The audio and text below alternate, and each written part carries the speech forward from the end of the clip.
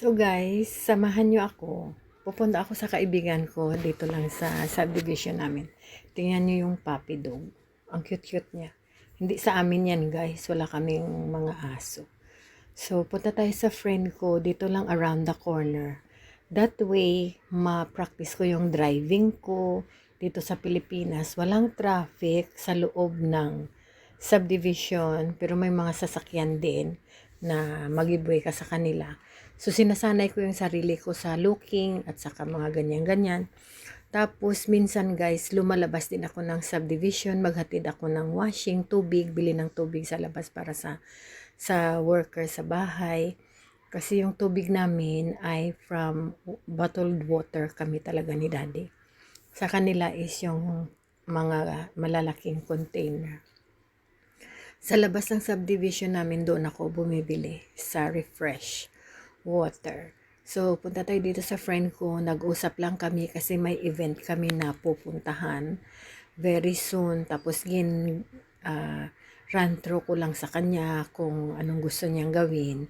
Tapos, mag-judge kaming dalawa sa isang event dito. Malapit lang sa amin. So, as you know, kung pumafollow kayo sa channel ko, alam nyo na nag-judge ako sa mga purok-purok na festival. So, dadaling ko yung friend ko kasi galing siya ng Amerika, tapos retired na siya. Ang asawa niya is major sa army, pero nag-pass away na guys. Ito yung bahay nila, nakikita niyo yung green tiles sa daan. Yan ang bahay niya guys, yung malaking bahay. Pero hindi tayo dadaan doon. Doon ako sa likod dumadaan kasi doon ang receiving area nila. May table doon, mag-coffee, ganun. Hindi naman ako umiinom ng coffee.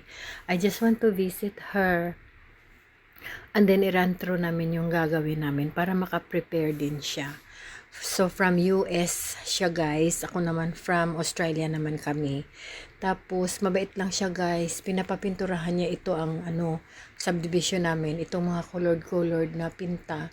Yan siya ang nagbayad niyan. Yan ang may mga sa daan. Tapos may mga pinipinturahan din siya ng mga side road, footpath, So one day, i-travel ko kayo, ipapakita ko sa inyo kasi marami na silang nadaanan. Ito, mga nilinisan sa side, binabayaran niya din yan sa buong subdivision. May mga homeowners na naglilinis ng front nila pero may iba na wala. Especially mga walang bahay.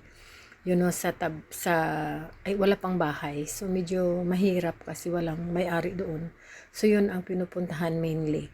Pero may mga homeowners talaga na nagpipaint ng footpath tulad sa amin, nagpaint si Bobo.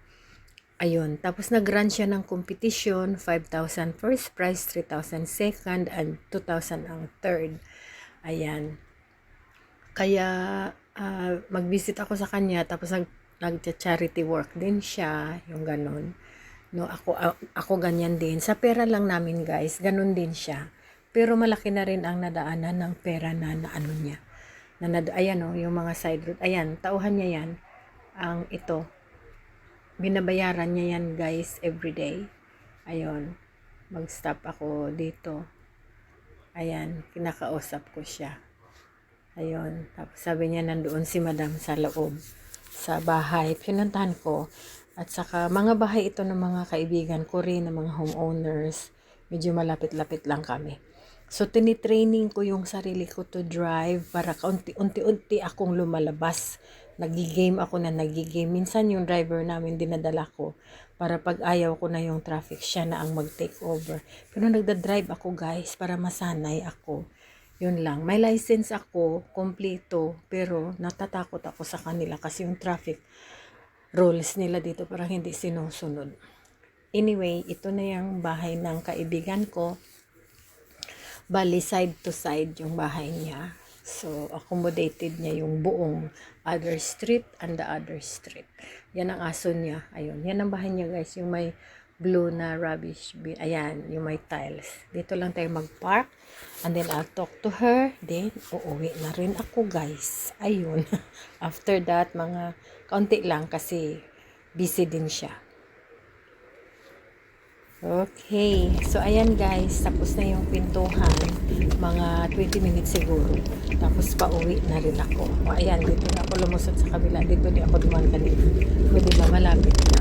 Pero natitraining ko yung sarili ko how to drive sa sa environment na ito. Kasi iba talaga guys ang driving sa Australia. I've been driving for 37 years sa Australia. Dito, ngayon lang ako nakapag-drive na nung dito na kami na parang matagal na kami dito. Ayan, naglilinis. Ayan, mga neighbors namin naglilinis kasi yan ang namin sa subdivision. Linis time. Project yan ng kaibigan ko. Okay. So guys, good morning. We are home. I went for a drive to see my friend in the subdivision. And I'm going to cook Dad's eggs. I cooked 3, 1 for me. Yeah.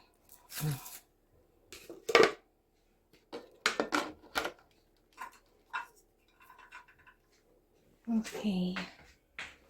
So let's go. Let's cook the eggs. Let's go, guys.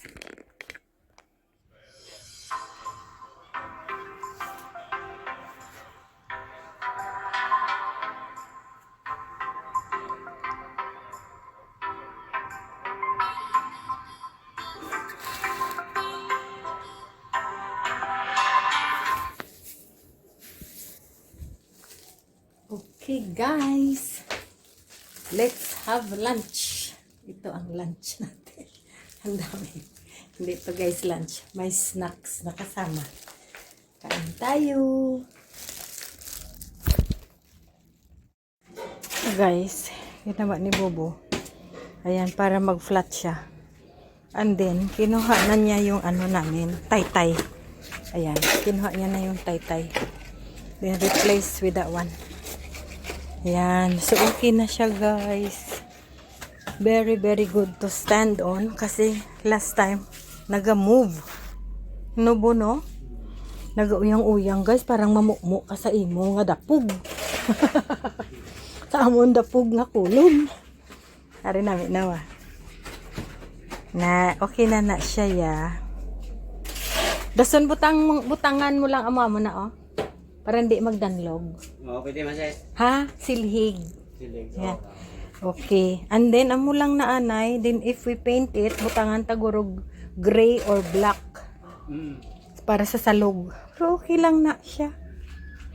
Diba? Kaya kung ni-tiles ta sabo, taas siya. Hindi sa magtupong sa tiles. Hindi na lang, butangin na lang kwan. Bukog nga silhig bla, yama mo no. Para hindi sa magdanlog. Ayan na guys, project yan eh. Bobo, matagal na namin gustong gawin yan. Nag-busy kami, so today, na siya talaga. Na siya, yung goods na siya. Wala na lang oh, may buslot. We have to put something there. Kaya para hindi malusot sa pakakag.